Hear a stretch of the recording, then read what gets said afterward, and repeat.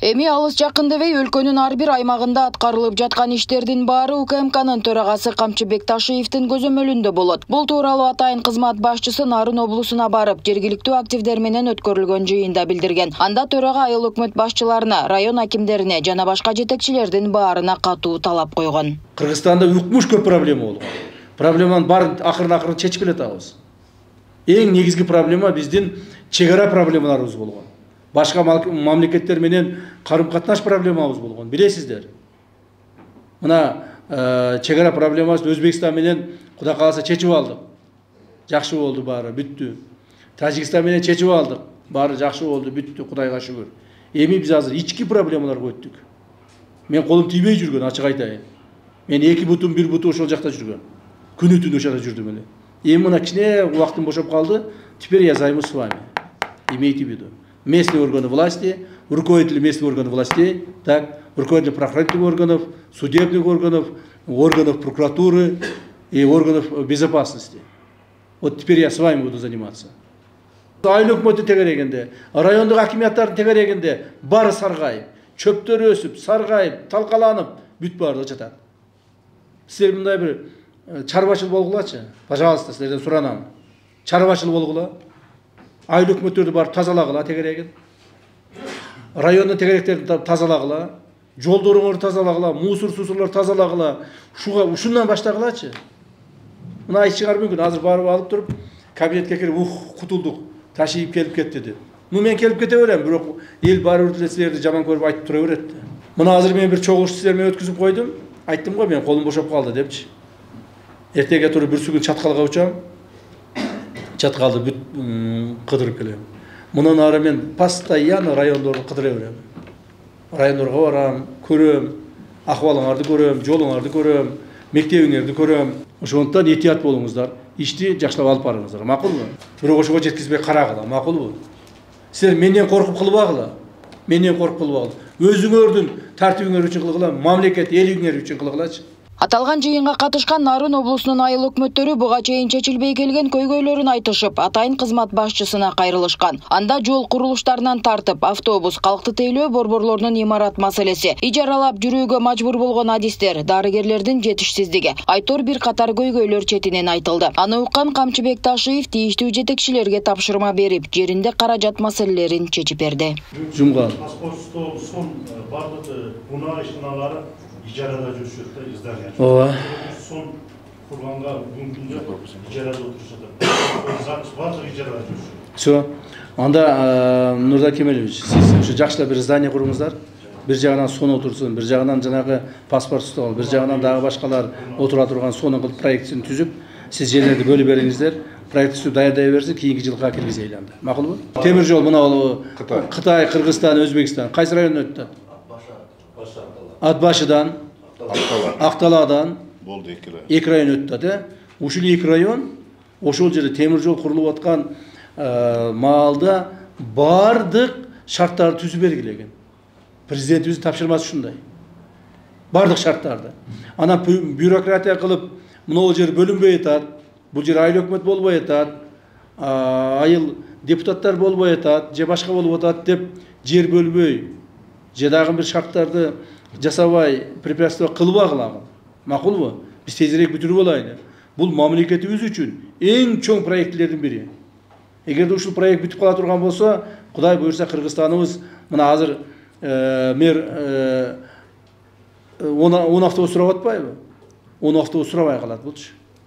Уже мунуку 10 эмес 100 автобус колунда болуп калат. Мындай образно айткандачы. Ошон үчүн ушуну бүтүрөйлү. Макулбу? Акталанын акими, Атбашынын акими.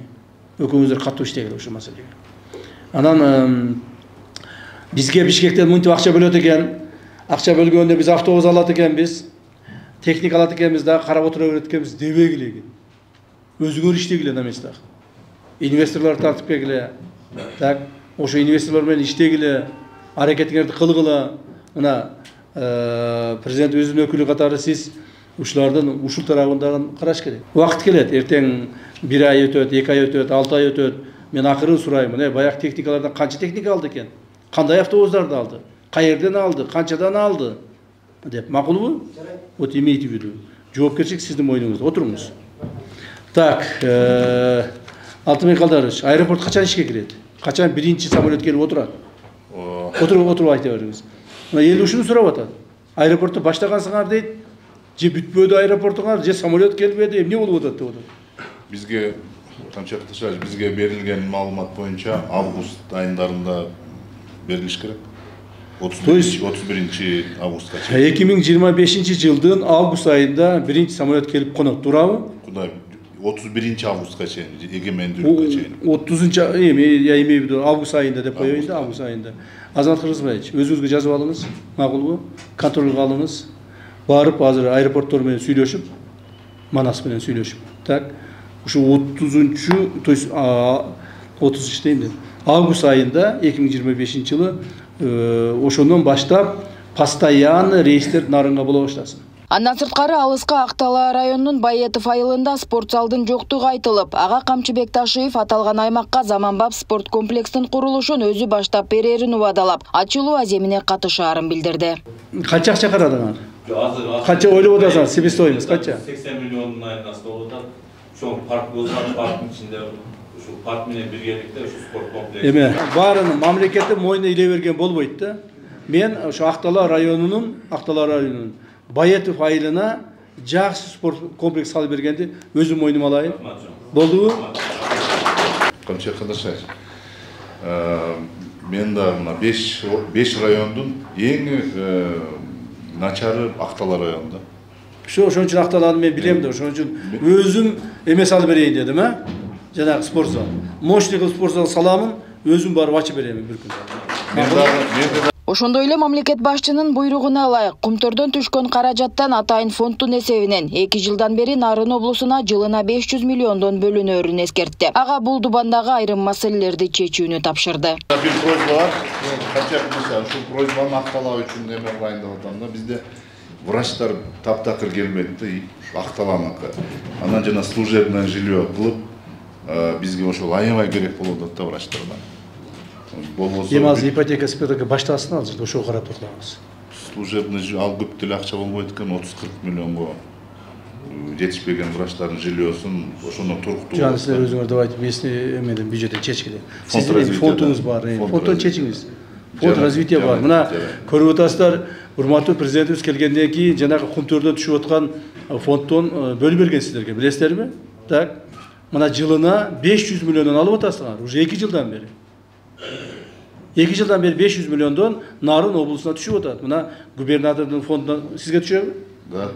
Мына губернатордун фондуна түшөт, анан бул жерде бул киши распределение кылып атат. Жо Минфиндин атайын эсеби бар, ошого түшөт. Бул жерде сиз распределение кыласыздар. Сот тармагын биз распределение чечип берем мен аны. Вот так. Сиз добро бердиңиз. Анда урматтуу коллегалар, дагы бир маселе бар. Мен үчүн айтып калайын силердин алдыга. Атай жолуккандан кийин, чогулгандан кийин. Билесиздер, эми биз анча-мынча мектеп куруп, анча-мынча жол куруп, спорт зал курган менен бүт проблема чечилбейт. Негизинен мамлекетибизди көтөрүп, мамлекетибиздин келечегин аныктап, эртеңки муундарга күчтүү, өзүнчө мындай бир экономикалык жагынан дагы, саясий жагынан дагы, жана башка жагынан да күчтүү, тартиптүү мамлекетти калтырып кетишибиз керек. Ал үчүн ар бирибиз аракет кылышыбыз керек. Ал кимдин колунда? Аны бизге асмандан келип бирөө жасап бербейт.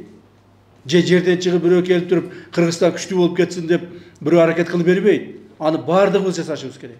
Бардыгыбыз чогуу, ынтымакта бир муштун болуп, чогулуп туруп, айрыкча мамлекеттик органды жетектеген, башкарган, ошондо иштеген адамдар. Мен жана башында айтып өтпөдүмбү? Укук коргоо органдары, коопсуздук органдары, сот, прокуратура органдары чогуу аракеттер кылышар керек. Андан сырткары жергиликтүү бийлик органдары, ушул жерде иштеген мына башка мамлекеттик органдар, айыл өкмөттөн баштап. Айыл өкмөттөр кээ бирлеринен отурасыңар азыр. Унчукпай, карап койсом могул жерде бир-экөө уктап атат. Ошол эле учурда атайын кызмат башчысы Камчыбек Ташиев бардык жетекчилерге бөлүнгөн каражатты туура пайдаланып, мамлекетти өнүктүрүүдө ак кызматын өтөөгө чакырды. Алардын ар бир аткарып жаткан жумуштары тыкыр көзөмөлгө алынып, коррупциялык элементтерге жол берилсе аяосуз жоопкерчиликке тартылаарын эскертти. После принятия вот этих изменений законов, сколько человек осуждено по коррупционным деяниям? По Нарынской области. Сколько человек осуждено? 25. 25-21 январдан бери канча адам ушул статьялар менен жоопко тартылды? 8 Мало. Коррупционеров здесь гораздо больше. Имейте в виду. Уктуңарбы? Прокуратура, милиция и орган безопасности. Уктуңарбы? Коррупционеров гораздо больше. 8 адам bir облуска 6 айга өтө аз. Айыл өкмөттөрү боюнча менде өтө көп маалыматтар бар. Нарын облусунун айыл өкмөттөрү боюнча. Жер саткан, жер берип койгон, чызы берип койгон. Так, ошолар силерде эми чоң мындай эме жок, ошо жер боюнча көптөгөн силерде баягы коррупционный деяниялер бар. Ошону иштегиле экен, макулбу? Результатыңарды мен карап текшерип турам. Коррупцияны мен ар дайым айтып келем, кимдердин арасында? Бул мамлекеттик органдардын арасында, урматтуу туугандар. Жөнөкөй элдин арасында каяктагы коррупция? Ал байкуш бир справка алыш үчүн 5-10 тыйын бериши мүмкүн.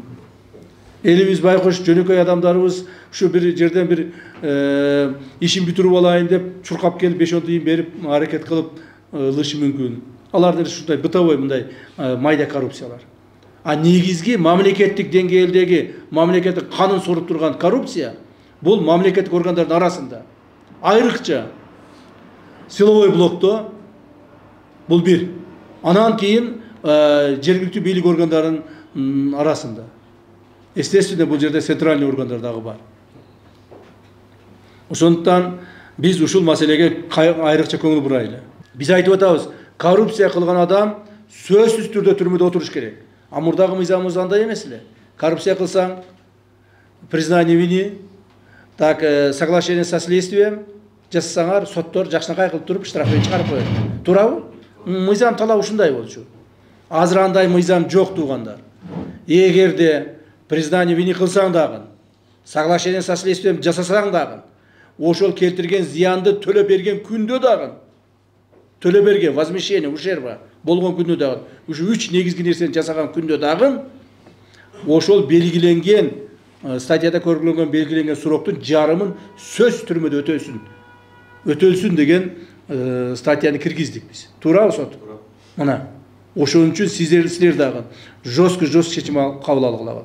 Тергөө маалында, сотто караган маалда статьяларды өзгөртпөгүлө. Мындан ары алыс жакын дебей ар бир аймактардагы аткарылып жаткан иштер УКМК төрагасынын жеке көзөмөлүндө болоорун эскертип, иш сапары бир күн менен эле чектелбей, алдыңкы күндөрү кайрадан кыдырууга аларын кошумчалады. Нурзат Көчүмкулова, Майрамбек Абдибилал уулу, Регион.